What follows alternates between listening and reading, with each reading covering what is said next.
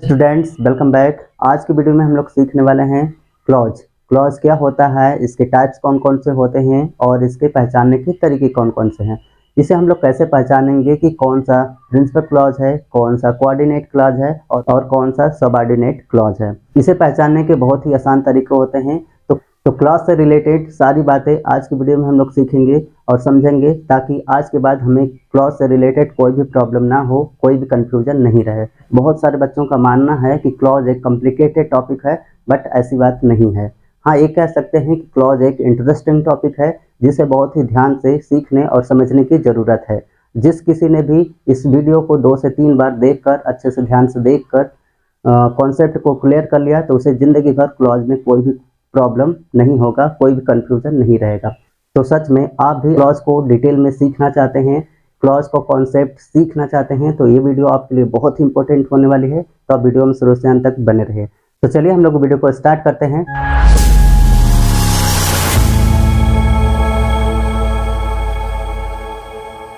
सबसे पहले हम लोग सीखेंगे सेंटेंस, उसके बाद हम लोग क्लॉज को सीखेंगे, क्योंकि क्लॉज तभी समझ में आएगा जब आपको सेंटेंस समझ में आएगा। और sentence is a group of words that makes a complete sense. मतलब सेंटेंस क्या होता है?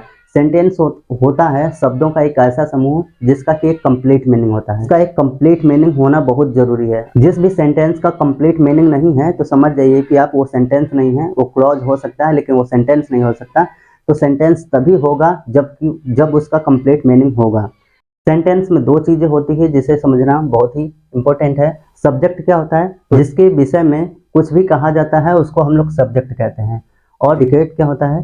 तो सब्जेक्ट के विषय में जो कुछ भी कहा जाता है उसको हम लोग प्रेडिकेट कहते हैं। तो सब्जेक्ट क्या होता है? जिसके विषय में कुछ कहा जाएगा उसे हम लोग सब्जेक्ट कहते हैं। और प्रेडिकेट क्या होता है? तो सब्जेक्ट के बारे में जो कहा जाता है उसको हम लोग प्रेडिकेट कहते हैं। अब हम लोग सेंटेंस देख लेते हैं ताकि और अच्छे से हमें समझ में आए। तो हमारा एग्जाम्पल दिया हुआ है, राम प्लेज क्रिकेट। यहाँ पे देखिए कि राम के बारे में कुछ बात कही जा रही है कि क्रिकेट कौन खेलता है? राम खेलता है। तो राम हमारा क्या हो जाएगा? सब्जेक्ट।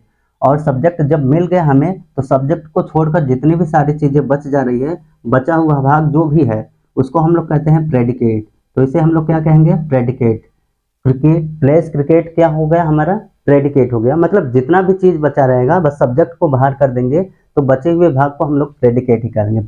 और एक बात इसमें देखिए लिखा हुआ प्लेज। प्लेज हमारा होता है फाइनाइट वर्ब। फाइनाइट वर्ब क्या होती है? फाइनाइट वर्ब वो होती है जो नंबर, पर्सन और टेंस के हिसाब से बदलती रहती है। मतलब यहाँ पे राम लिखा हुआ है मतलब यहाँ पे राम है, third singular number, third person का सब्जेक्ट है, इसलिए यहाँ पे प्लेज लिखा गया। अगर यहाँ पे दूसरा सब्जेक्ट रहेगा तो वर्ब दूसरी आ जाएगी। तो जो वर्ब नंबर, पर्सन और टेंस के हिसाब से बदलती रहती है उसी को हम लोग कहते हैं फाइनाइट वर्ब। देखिए इसमें सब्जेक्ट हो गया, प्रेडिकेट हो गया। सेंटेंस में मेनली 2 ही चीज रहेगी, एक सब्जेक्ट रहता है और सब्जेक्ट के अलावा जो भी बचा हुआ भाग रहता है उसको प्रेडिकेट कहते हैं। और जो भी सेंटेंस रहेगा, सेंटेंस का एक पूरा मीनिंग होगा। यहाँ पे देखिए Ram place cricket, Ram cricket खेलता है, इसका मीनिंग अपने आप में पूरा है, इसलिए एक क्या है? एक सेंटेंस है। अगर इसका मीनिंग पूरा नहीं होता तो ये सेंटेंस नहीं होता। तो ये राम प्लेस क्रिकेट क्या हो जाएगा? एक सेंटेंस हो जाएगा। अब बात करते हैं क्लॉज की। क्लॉज क्या होता है? और clause is a group of words that contains of subject end of verb. मतलब जो भी क्लॉज रहेगा, क्लॉज में भी आपको एक सब्जेक्ट दिखेगा और एक प्रेडिकेट दिखेगा। आगे पढ़ते हैं। Can be a part of a sentence. मतलब जो क्लॉज है ना, क्लॉज एक सेंटेंस का पार्ट भी हो सकता है और क्लॉज एक सेंटेंस भी हो सकता है। लेकिन बहुत ही कम ऐसे सेंटेंस मिलते हैं जो सेंटेंस भी होता है, क्लॉज भी होता है। लेकिन ज्यादा से ज्यादा केस में जो क्लॉज रहेगा वो सेंटेंस नहीं होता है। बात जरूर याद कर लें कि दुनिया का हर एक सेंटेंस क्लॉज नहीं हो सकता है, लेकिन दुनिया का हर एक क्लॉज सेंटेंस होता है। इस बात को आपको याद रखना होगा। अगर क्लॉज सेंटेंस कब होगा? दुनिया जब से कोई भी क्लॉज है वो सेंटेंस तभी हो सकता है जब उसका एक मीनिंग पूरा हो। जब उसका मीनिंग पूरा नहीं रहेगा तो क्लॉज ही रहेगा, सेंटेंस नहीं हो सकता। लेकिन जो भी सेंटेंस रहता है उसका मीनिंग पूरा होता है तो उसको हम लोग क्लॉज कह सकते हैं। उसको हम लोग क्लॉज कहेंगे, क्योंकि क्लॉज का डेफिनेशन भी है कि क्लॉज एक सेंटेंस का पार्ट भी हो सकता है और एक पूरा का पूरा सेंटेंस भी हो सकता है। इसका एग्जांपल हम लोग देखेंगे ताकि और अच्छे से समझ में आए। He was absent because he was ill. यहाँ पे देखिए ही हमारा जो लिखा हुआ है उसे हम लोग सब्जेक्ट कहते हैं और बचा हुआ भाग हमारा जो दिया हुआ है उसको हम लोग प्रेडिकेट कहेंगे। क्या कहेंगे? प्रेडिकेट। सब्जेक्ट के अलावा जो भी सेंटेंस में बचा रहता है उसको हम लोग प्रेडिकेट कहते हैं। तो ये वाला सब्जेक्ट हो गया और ये वाला इसको प्रेडिकेट हो गया। फिर लिखा है बिकॉज, बिकॉज हमारा सबऑर्डिनेट कंजंक्शन दिया हुआ है। फिर उसके बाद यहाँ पे ही लिखा हुआ है, तो ही भी हमारा क्या है, सब्जेक्ट है, और सब्जेक्ट के बारे में ही कुछ कहा जा रहा है यहाँ पे, क्योंकि वह बीमार था, तो बीमार क्या हो जाएगा, वो हमारा प्रेडिकेट हो जाएगा। तो सब्जेक्ट हमारा क्या हो गया, सब्जेक्ट हमारा ही हो गया और बचा हुआ भाग हमारा प्रेडिकेट हो गया। He was absent because he was ill. अब देखिए यहाँ से यहाँ तक एक क्लॉज है और यहाँ से यहाँ तक एक क्लॉज है, दोनों में क्या डिफरेंस है पहले देखते हैं कि यहाँ से यहाँ तक क्लॉज क्यों हुआ है। ही वॉज अब्सेंट सेंटेंस क्यों नहीं हुआ, अगर ये पूरा इसका मीनिंग पूरा निकल जाएगा तो वो सेंटेंस हो जाएगा, अगर इसका मीनिंग पूरा नहीं निकल पाएगा तो एक क्लॉज ही रहेगा। तो अब इसका मीनिंग निकालते हैं। ही वॉज अब्सेंट, वह अब्सेंट था, क्यों था, किस लिए था, किस कारण से था, तो उसका अब्सेंट होने का कारण पूछा जा रहा है, इसलिए उसका मीनिंग कंप्लीट नहीं हो रहा है। तो जब इसका मीनिंग कंप्लीट नहीं है तो ये सेंटेंस नहीं है बल्कि क्या है, क्लॉज है। फिर आगे देखते हैं बिकॉज ही वॉज इल, क्योंकि वह बीमार था, तो इसकी मीनिंग को कंप्लीट करने के लिए एक और क्लॉज की जरूरत पड़ रही है जो वहां पे लिखा हुआ है, जो उसके आगे उसकी मीनिंग को कंप्लीट करने के लिए लिखा गया है। तो ही वॉज अब्सेंट, वह अब्सेंट था क्योंकि ही वॉज इल, क्योंकि वह बीमार था। तो जब दो क्लॉज मिल करके एक कंप्लीट मीनिंग दे रहे हैं तो इसको हम लोग यहाँ से यहाँ तक के भाग को हम लोग क्या कह सकते हैं, सेंटेंस कह सकते हैं। तो सेंटेंस वह होता है जिसका कि मीनिंग कंप्लीट होता है, और क्लॉज वह होता है जिसका मीनिंग कंप्लीट नहीं होता।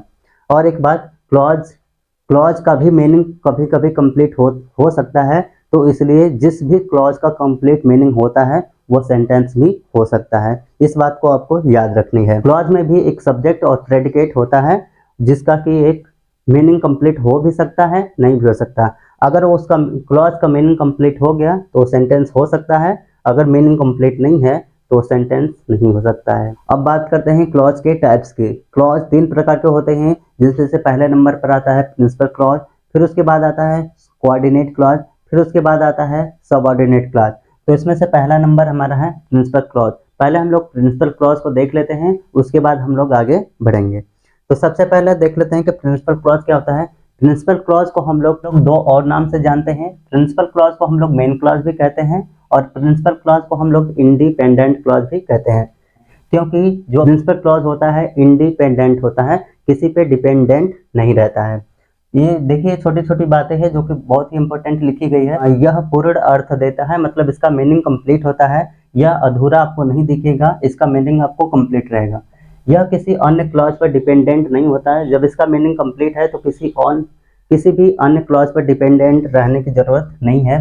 और एक बात कि प्रिंसिपल क्लॉज जब भी दिखेगा आपको तो उसकी शुरुआत कभी भी किसी भी कंजंक्शन से नहीं होगी। तो जब भी प्रिंसिपल क्लॉज रहेगा तो उसकी शुरुआत कंजंक्शन, मतलब उसके पहले आपको कंजंक्शन नहीं लगा दिखेगा। अब हम लोग एग्जांपल देख लेते हैं ताकि और अच्छे से समझ में आ जाए। तो एग्जांपल हमारा दिया है Ram plays cricket, Ram plays cricket but Sita plays badminton. यहाँ पे देखिए कि सब्जेक्ट हमारा दिया है, सब्जेक्ट हमारा हो गया राम और बचा हुआ भाग हमारा क्या है, प्रेडिकेट है। यहाँ पे क्या है, प्रेडिकेट। फिर उसके बाद ये कंजंक्शन लिखा हुआ है तो इसको छोड़ दिए। फिर यहाँ पे देखिए फिर से हमारा सब्जेक्ट दिया हुआ है और बचा हुआ भाग भी हमारा क्या है, प्रेडिकेट है। बचा हुआ भाग हमारा क्या कहलाता है, प्रेडिकेट। मतलब सब्जेक्ट के अलावा जो भी बचा हुआ भाग रहता है उसको हम लोग प्रेडिकेट कहते हैं। तो ये हमारा सब्जेक्ट हो गया, क्योंकि सब्जेक्ट के बारे में कुछ भी कहा जाता है, जिसके बारे में कुछ भी कहा जाता है उसको हम लोग सब्जेक्ट कहते हैं। और प्रेडिकेट क्या होता है, प्रेडिकेट जो सब्जेक्ट के बारे में कहा जाता है उसको हम लोग प्रेडिकेट। तो ये हमारा सब्जेक्ट के बारे में कहा जा रहा है तो ये हमारा प्रेडिकेट हो जाएगा। ये हमारा सब्जेक्ट है क्योंकि इसके बारे में कुछ कहा जा रहा है, और ये हमारा प्रेडिकेट है क्योंकि यह सब्जेक्ट के बारे में कुछ कहा जा रहा है। अब इसका मीनिंग निकालते हैं कि Ram plays cricket, Ram cricket खेलता है। तो क्या ये मीनिंग कंप्लीट है, राम क्रिकेट खेलता है? तो हाँ बिल्कुल, इसका मीनिंग कंप्लीट है क्योंकि इसमें कुछ भी अधूरा आपको नहीं दिख रहा होगा। Ram plays cricket, Ram cricket खेलता है, ये पूरा अपने आप में कंप्लीट मीनिंग है। फिर यहाँ पे लिखा है बट लेकिन Sita plays badminton, badminton, Sita plays badminton. इसका भी मीनिंग निकालेंगे तो इसका भी अपने आप में कंप्लीट मीनिंग है। जैसे राम क्रिकेट खेलता है, इसके बाद हम लोग फुल स्टॉप लगा सकते हैं क्योंकि इसका एक मीनिंग कंप्लीट है। फिर उसके बाद लिखा है Sita plays badminton, Sita badminton खेलती है, इसका भी कंप्लीट मीनिंग है, कुछ भी अधूरा आपको दिख नहीं रहा होगा। तो जिसका भी मीनिंग कंप्लीट होता है उसको हम लोग कहते हैं प्रिंसिपल क्लॉज, और प्रिंसिपल क्लॉज का मीनिंग कंप्लीट होता है। यह किसी भी अन्य क्लॉज पर डिपेंडेंट नहीं होता है और प्रिंसिपल क्लॉज की शुरुआत कभी भी किसी भी कंजंक्शन से नहीं होगी। तो यहाँ से यहाँ तक का भाग हमारा क्या होगा, प्रिंसिपल क्लॉज, और फिर उसके बाद एक कंजंक्शन लिखा हुआ है तो इसकी शुरुआत इससे नहीं है। अगर इसको हटा भी देंगे तो इसका मीनिंग कंप्लीट होगा, क्योंकि Sita plays badminton, Sita badminton खेलती है। तो उम्मीद करता हूँ कि आप लोगों को प्रिंसिपल क्लॉज समझ में आया होगा। प्रिंसिपल क्लॉज, उसको मेन क्लॉज और इंडिपेंडेंट क्लॉज भी कहते हैं। इसका मीनिंग कंप्लीट होता है, किसी भी अन्य क्लॉज पर डिपेंडेंट नहीं होता है और प्रिंसिपल क्लॉज की शुरुआत किसी भी कंजंक्शन से नहीं होती। दूसरे नंबर पर हमारा आ जाता है कोऑर्डिनेट क्लॉज। कोऑर्डिनेट क्लॉज क्या होता है इसको समझते हैं। कोऑर्डिनेट क्लॉज को हम लोग इंडिपेंडेंट क्लॉज भी कहते हैं, क्योंकि ये भी हमारा इंडिपेंडेंट रहता है, स्वतंत्र रहता है, इसकी भी मीनिंग कंप्लीट होती है। तो इसके लिए कुछ पॉइंट लिखा गया है। यह भी पूर्ण अर्थ देता है, मतलब इसका भी मीनिंग कंप्लीट होता है, अधूरा नहीं रहता है। यह भी किसी दूसरे क्लॉज पर डिपेंडेंट नहीं होता है। जब इसका मीनिंग कंप्लीट है तो किसी भी अन्य क्लॉज पर डिपेंडेंट रहने की जरूरत नहीं है।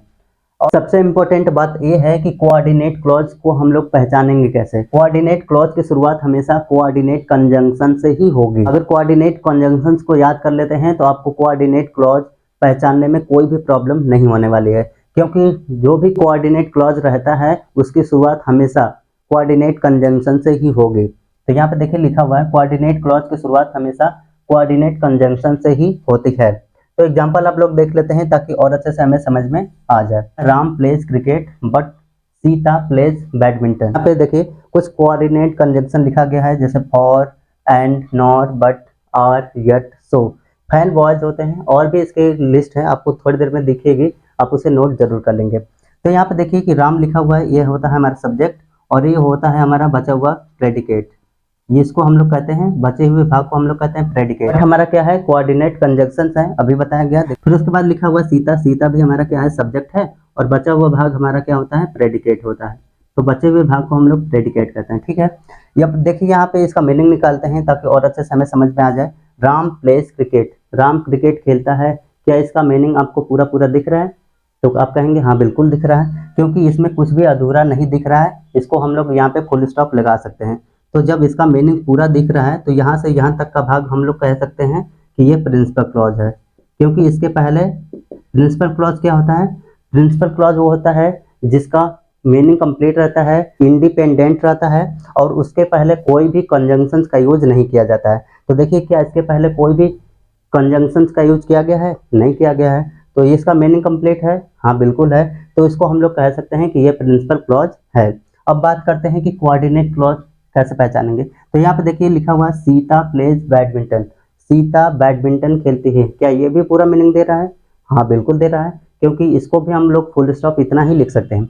लेकिन हमें सीखना है कोऑर्डिनेट क्लॉज, हमें कोऑर्डिनेट क्लॉज सीखना है। तो कोऑर्डिनेट क्लॉज की शुरुआत कैसे होगी? कोऑर्डिनेट कंजंक्शन से होगी। बट ही हमारा क्या है, कोऑर्डिनेट कंजंक्शन से, कोऑर्डिनेट कंजंक्शन। कोऑर्डिनेट जिस भी क्लॉज की शुरुआत कोऑर्डिनेट कंजंक्शन से होती है उसको हम लोग कोऑर्डिनेट कंजंक्शन कहते हैं। तो यहाँ से यहाँ तक का पूरा भाग हमारा क्या हो जाएगा, कोऑर्डिनेट क्लॉज हो जाएगा। यहाँ से यहाँ तक का पूरा भाग क्या हो जाएगा, कोऑर्डिनेट। अगर यहाँ से यहाँ तक की बात करते तो हमारा प्रिंसिपल क्लॉज हो जाता है, लेकिन हमें सीखना है कोऑर्डिनेट क्लॉज। तो कोऑर्डिनेट क्लॉज क्या होगा, उसके पहले कोई ना कोई कंजंक्शन, कोऑर्डिनेट कंजंक्शंस लिखा रहेगा। तो यहाँ पे देखिए बट, तो यहाँ से यहाँ तक का पूरा भाग हमारा क्या होगा, कोऑर्डिनेट क्लॉज होगा। क्यों होगा? क्योंकि कोऑर्डिनेट क्लॉज की शुरुआत ही किससे होती है, कोऑर्डिनेट कंजंक्शन से होती है।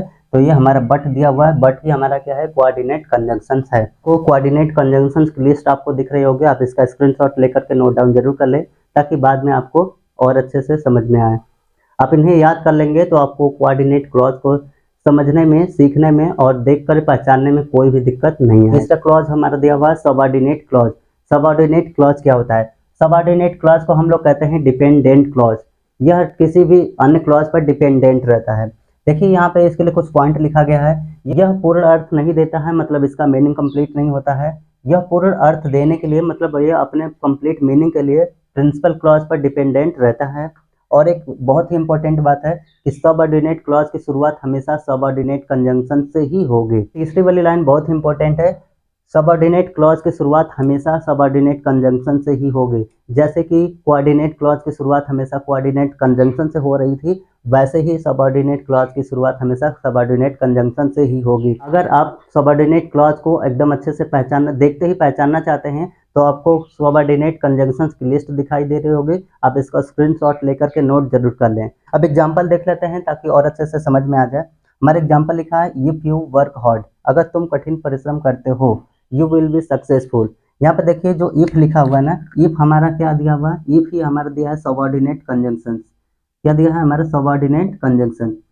इफ हमारा क्या है सबऑर्डिनेट कंजंक्शन है, जैसा कि आप लोगों को दिख रहा होगा। फिर उसके बाद इफ यू वर्क हार्ड, मतलब अगर सिर्फ इतना भाग रहता है यू वर्क हार्ड, तो तुम कठिन परिश्रम करते हो या आप कठिन परिश्रम करते हैं, तो ये इसका मीनिंग कंप्लीट रहता है। तो इफ हमारा क्या है सबऑर्डिनेट कंजंक्शन दिया हुआ है। अगर यहाँ से यहाँ तक का पूरा मीनिंग निकालें, इफ यू वर्क हार्ड, अगर आप कठिन परिश्रम करते हैं, या फिर अगर आप कठिन परिश्रम करें तो क्या, अगर आप कठिन परिश्रम करेंगे तो क्या होगा, इसका रिजल्ट चाहिए ना, मतलब इसका मीनिंग अधूरा है, कंप्लीट नहीं है। तो इसकी मीनिंग कंप्लीट करने के लिए आपको प्रिंसिपल क्लॉज की आवश्यकता पड़ेगी। जैसा कि यहाँ पे लिखा हुआ है कि यह अपने पूर्ण अर्थ के लिए, मतलब यह पूर्ण अर्थ के लिए प्रिंसिपल क्लॉज पे डिपेंडेंट रहता है, तो आगे आपको एक प्रिंसिपल क्लॉज लिखना पड़ेगा, तभी आपका सेंटेंस हो सकता है।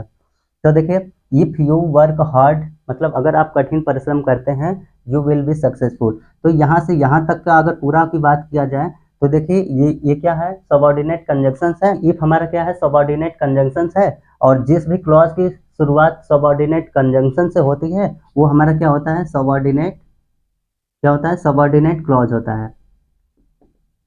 जिस भी क्लॉज की शुरुआत सबऑर्डिनेट कंजंक्शन से होती है वो क्लॉज हमारा क्या होता है सबऑर्डिनेट क्लॉज होता है।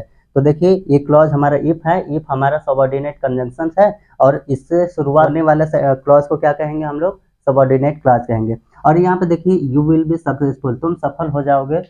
तो क्या इसके पहले कोई भी कंजंक्शन लगा हुआ है, इसका मीनिंग निकाल रहे हैं, तो क्या इसका मीनिंग कंप्लीट दिख रहा है, तो बिल्कुल दिख रहा है, इसका कंप्लीट मीनिंग दिख रहा है। और इसके पहले कोई भी कंजंक्शन नहीं लगा हुआ है, तो ये हमारा क्या हो जाएगा, ये हमारा हो जाएगा प्रिंसिपल क्लॉज। ये हमारा क्या हो जाएगा प्रिंसिपल क्लॉज। तो देखिए इफ यू वर्क हार्ड, अगर तुम आप कठिन परिश्रम करते हैं तो यू विल बी सक्सेसफुल, ये हमारा प्रिंसिपल क्लॉज हो गया। और ये हमारा हो गया subordinate clause. Subordinate dependent clause होता है, किस पर डिपेंडेंट है प्रिंसिपल क्लॉज पर। अगर सिर्फ इतना लिखा जाएगा इफ यू वर्क हार्ड, अगर आप कठिन परिश्रम करते हैं, अगर आप कठिन परिश्रम करें, तो इसका मीनिंग कंप्लीट नहीं होता है। इसलिए यह क्या है डिपेंडेंट क्लॉज है, और इस क्लॉज की शुरुआत सबऑर्डिनेट कंजंक्शन से हुई है, और इसलिए ये क्या कहलाएगा सबऑर्डिनेट क्लॉज कहलाएगा। इसके पहले ये इसका मीनिंग कंप्लीट है, और इसके पहले कोई भी कंजंक्शन नहीं लगा हुआ है, इसलिए हमारा क्या है ये प्रिंसिपल क्लॉज है।